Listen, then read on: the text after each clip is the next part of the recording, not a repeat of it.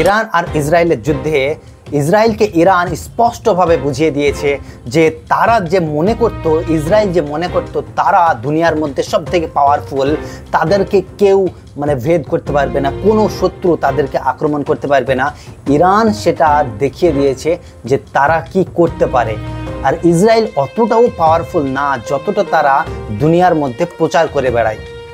America আর Israel এরা অতটা powerful না যতটা এরা সবার সামনে দেখিয়ে বেড়ায়, ততটা পাওয়ারফুল এরা না। সেটা ইরান কিন্তু নিজে স্পষ্টভাবে বুঝিয়ে দিয়েছে এদেরকে। তো এই ভিডিওটা আপনারা আগে দেখুন।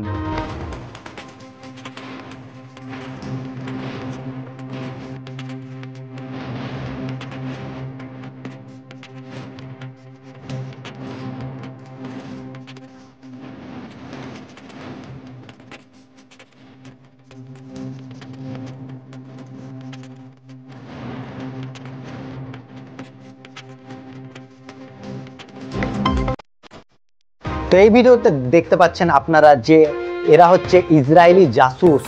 ইরানে এদেরকে ধরেছে ইসরায়েলি জাসুস।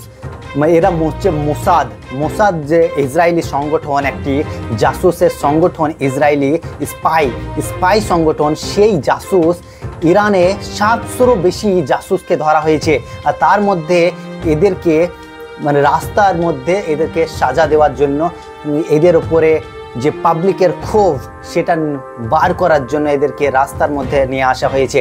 সেই ভিডিওটা আপনারা সরাসরি দেখতে পাচ্ছেন।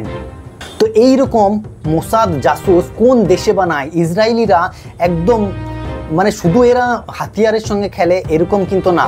এরা যে আপনার সঙ্গে যে যুদ্ধ করবে শুধু সেটা না, এরা কিন্তু আপনার প্রত্যেকটা দেশে এদের স্পাই লাগিয়ে রেখেছে।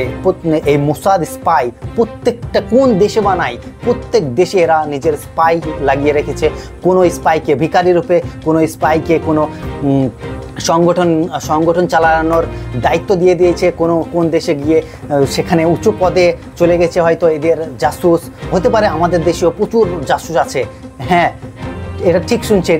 ইসরায়েল এটা খুব ভালোভাবেই জানে যে কোনো দেশকে বরবাদ করতে হলে তাদের সঙ্গে যুদ্ধ করে তো কখনোই সম্ভব না। যুদ্ধ করে একটি দেশকে পরাজয় করা এখনকার যুগে নেক্সট টু ইম্পসিবল বলা যেতে পারে। এক ধরনের তাদেরকে ধ্বংস করা, একদম পুরোপুরিভাবে ধ্বংস করা নেক্সট টু ইম্পসিবল। সেই জন্য এই কোনো দেশকে খোকলা করে দিচ্ছে ইসরায়েল এই স্পাইয়ের দ্বারাই।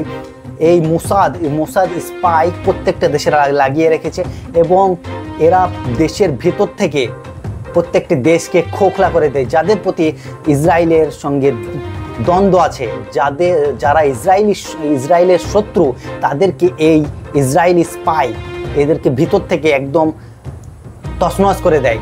ইরানের আইআরজিসির কমান্ডার আমেরিকাকে সরাসরি বলে দিয়েছে যে এই যুদ্ধে ইরান আর আমেরিকা, ইসরায়েল এই যুদ্ধে ইরান শুধু 5% তাদের যে শক্তি দেখিয়েছে, 95% তো বাকি আছে এখনো।